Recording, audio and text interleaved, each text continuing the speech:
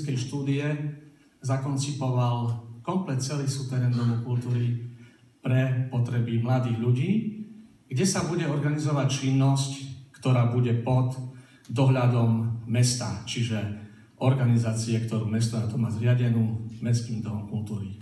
Dnes v podstate môžeme tento priestor odovzdať mladým ľuďom. Pred 10 rokmi ja som tu bol prvýkrát, bolo tu jedno veľké skladisko rôznych nepotrebných haraburt. Tieto priestory budú slúžiť tomu, aby naša mládež tak zmysluplne trávila svoj voľný čas, aby sa slušnou formou mala kde stretávať, porozprávať, aby to bolo také miesto pre komunikáciu a ozaj trávenie času pre mladých.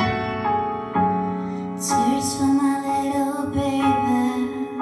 She went away and you later. White small dress collects snow, but now she remains just in my dreams. Sarah makes my mother cry.